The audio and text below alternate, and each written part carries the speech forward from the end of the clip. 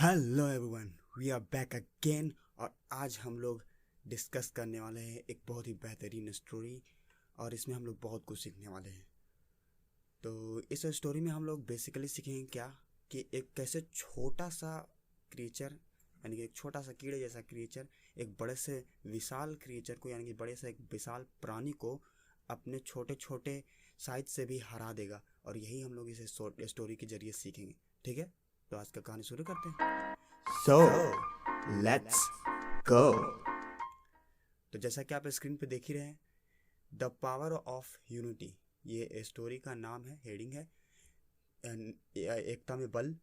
तो स्टोरी शुरू कुछ ऐसे हो रहा है कि मेनी मेनी ईयर्स अगो, बहुत बहुत साल पहले की बात है, the there lived a king who effectively efficiently ruled his kingdom.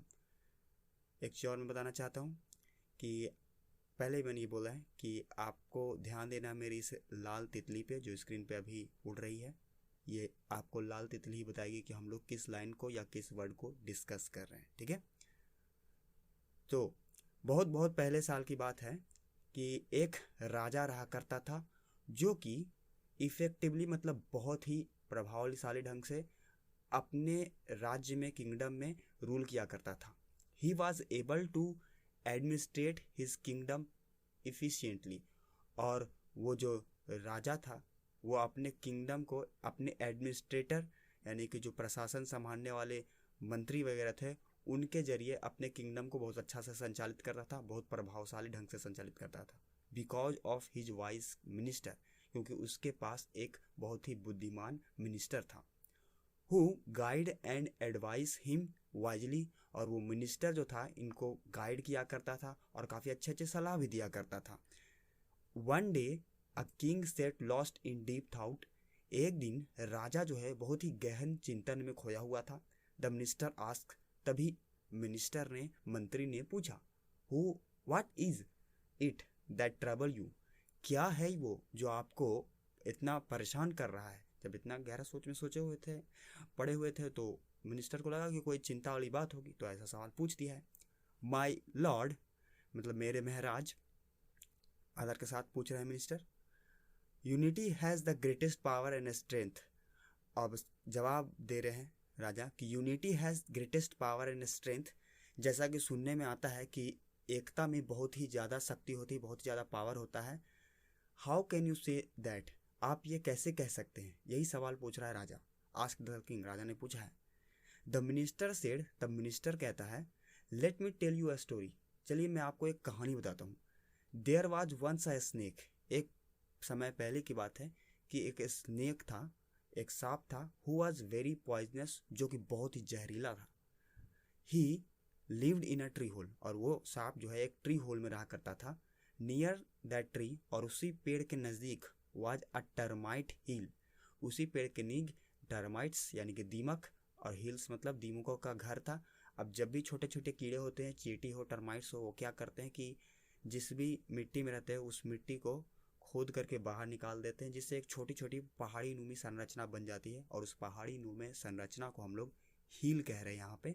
तो टर्माइट सील मतलब टर्माइट के द्वारा बालू वगैरह का जो उन्होंने ज़मीन से निकाला उसका बनाया हुआ हिल को टर्माइट सील बोला जाता है। And same distance away was an ant hill, और उसी से कुछ और दूरी पर, लगभग बराबर दूरी पर एंट हिल भी था, यानी कि वहीं पे चींटियाँ भी थी और वहीं पे टर्माइट्स भी थे। दीमक और चींटियाँ दोनों उस पेड़ के आसपास में लगभग बराबर दूरी पे रहा करते थे। आगे देखिए, the ant manage to keep away from the snake. Ant जो है किसी तरह से मैनेज कर लिया करता था स्नेक से अपने आप को बचाने में।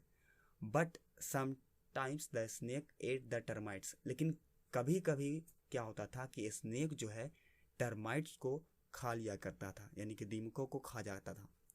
One day the cruel snake decided to enter the termites hill. एक दिन क्या हुआ कि उसने ऐसा सोचा, यानी कि उस निर्दय सांप ने सोचा, ऐसा निश्चय किया कि मैं प्रवेश करूंगा टर्माइट्स के हिल में और एक साथ सारे टर्माइट्स को खा जाऊंगा। ऐसा दिमाग में विचार आया सांप के। Wanting to eat the termites, क्योंकि वो सारे टर्माइट्स को खा जाना चाहता था एक बार में।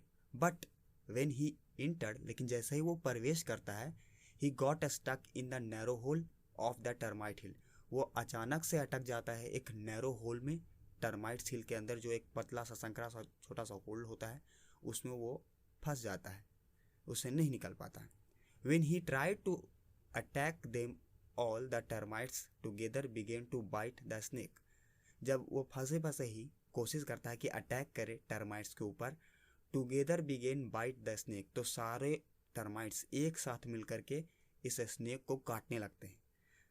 Somehow the snake got out of the termites hill। Somehow किसी तरह से जो स्नेक है got out यानी कि बाहर निकलता है टर्माइट्स हिल से, but sometimes were still stuck on his body. लेकिन सम टर्माइट्स यानी कि कुछ जो टर्माइट्स थे वर स्टिल स्टक, अभी भी उसके बॉडी पे लगे हुए थे, चिपके हुए थे। ही फ्रीड हिमसेल्फ फ्रॉम देम, वो कोशिश करता है कि अपने आप को स्वतंत्र करवा ले, फ्रीड करा ले आप उससे, टर्माइट से। And crawled some distance away, और उसके बाद थोड़ा दूर टर्माइट्स हिल से आगे चला जाता है अपने आप को सुरक्षित रखने के लिए, सांप। He was laid down outside the ant hill, और वो क्या है एक एंट हिल के नज़दीक में जा कर के लेट जाता है। क्राइंग इन पेन, और दर्द से वो थोड़ा सा अंदर में अंदर ही रोता रहता है। The ant saw that the snake was lying, अब एंट देखता क्या है कि स्नेक जो है बहुत ही नज़दीक में लेटा हुआ, नियर देयर एंट हिल, उन्हीं के एंट हिल के नज़दीक में। They knew that the snake was wild fellow, उनको पता है कि जो सांप है एक जहरीला प्राणी है। ही कुड हार्म देम, और वो जहरीला प्राणी यानी कि सांप इनको नुकसान पहुंचा सकता है। So he quickly called all the soldiers ant, इसलिए उसने तुरंत ही क्या किया, सारे सोल्जर एंट्स को बुलाया। They decided to attack the snake together, और सारे के सारे चींटियों ने अटैक किया, डिसाइड कर लिया है, निश्चय कर लिया कि अटैक करेंगे स्नेक पे एक साथ, together. Knowing that unity is the greatest power of all power, और उन लोगों को ये बात पता था कि सबसे बड़ी ताकतों में यूनिटी भी आता है, यानी कि एकता भी आती है। The joint effort of the ants enabled them to defeat the long and strong snake successfully, और जो एक मिला जुला उनका मेहनत था, एफर्ट्स था, एंड इनेबल्ड देम, उनसे उनको एक साहस मिला, एक बल मिला, और इससे क्या हुआ कि वो डिफीट कर पाए इतने लंबे और बहुत ही मजबूत सांप को, और वो भी एकदम सफलतापूर्वक। This story so that unity has a lot of power, इससे पता चलता है कि यूनिटी में बहुत ही ज़्यादा ताकत होती है। These tiny creature could kill the huge and poisonous snake, जैसा कि स्टोरी में हम लोग देख सकते हैं कि किल कर सकते हैं ह्यूज स्नेक को, और जो कि बहुत जहरीला सांप भी था, only because of their unity, केवल क्योंकि वे एक साथ लड़े इसीलिए। द किंग सेड, तभी राजा कहता है, यस यू आर राइट, हाँ तुम सही कह रहे हो।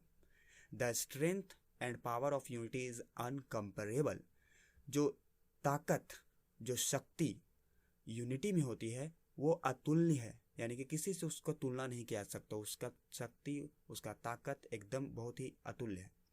आगे लिखा है द मिनिस्टर सेड, तभी मिनिस्टर कहता है, अ कंट्री ऑफ और a family which has unity, एक देश या एक परिवार जिसमें यूनिटी हो, विल श्योरली बी स्ट्रोंगर, उस यूनिटी के कारण वो परिवार जो होगा, ये देश जो होगा, जाहिर सी बात है कि मजबूत देश होगा या मजबूत परिवार होगा। देन द कंट्री और a family in which people fight with each other, उन कंट्रियों और उन फैमिलियों से जिसमें लोग आपस में ही लड़ते हैं, यानी कि जिस देश में भी आपस में लोग लड़ते हैं वो कंट्री कमज़ोर है, या जिस फैमिली में आपस में लोग लड़ते हैं वो फैमिली कमज़ोर है। लेकिन जिस फैमिली या कंट्री के लोग आपस में नहीं लड़ते हैं वो फैमिली बहुत स्ट्रांग होती है, वो कंट्री बहुत स्ट्रांग होती है, ऐसा मिनिस्टर समझाता है राजा को।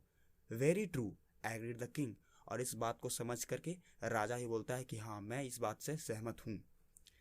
The minister said, the minister कहता है, a king will be happy, एक राजा तभी खुश होगा, if all his people are united, जब उसके सारे लोग एक साथ मिल करके रहें।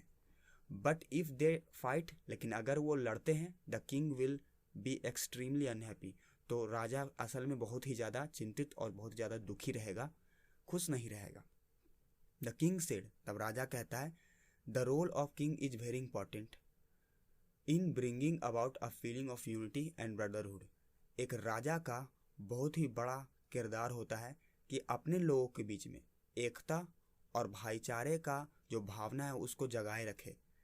द मिनिस्टर सेड, तभी मिनिस्टर कहता है, a king should be stronger and wiser to keep his people united likes bead in a necklace.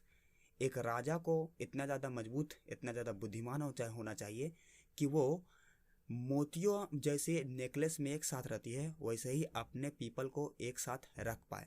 यही था हमारा स्टोरी। थोड़ा सा एक पैराग्राफ और बच गया, वो भी डिस्कस कर लेते हैं। A king who succeed in unifying his people, राजा, जो भी राजा होता है अपने लोगों को एक साथ करने में सफल होता है।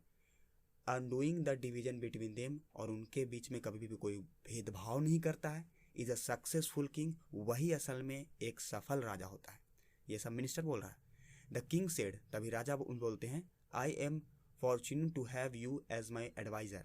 और राजा तारीफ करते हैं मिनिस्टर का थोड़ा कि मैं बहुत ही ज़्यादा भाग्यशाली हूँ। फॉर्चुनेट यानी भाग्यशाली हूँ कि तुम मेरे एडवाइज़र हो, तुम मेरे सलाहकार हो, एडवाइज़र सलाहकार। I have understood that divided we fall, ये बहुत इंपॉर्टेंट लाइन है। ये समझ चुके हैं राजा कि divided we fall and united we rule, एक इंपॉर्टेंट लाइन यहाँ पे आ गया। आई हैव अंडरस्टूड, राजा को ये समझ में आ चुका है कि दैट, क्या समझ में आया कि डिवाइडेड वी फॉल, अगर हम लोग डिवाइड करना चालू करेंगे लोगों के बीच में तो हमारा सल्तनत, हमारा राज्य गिर जाएगा। एंड यूनाइटेड वी रूल, अगर यूनाइट रहेंगे तो हमारा राज्य नहीं गिरेगा। I will keep this in my mind, मैं इस चीज़ों को अपना दिमाग में रखूँगा। And try to keep all my subjects happy and united, और कोशिश करूँगा कि हमेशा सारे सब्जेक्ट्स को, सारे प्रजाओं को खुश और एक साथ रखूँ। यही था आज का story. At the end, enjoy your life. Thank you.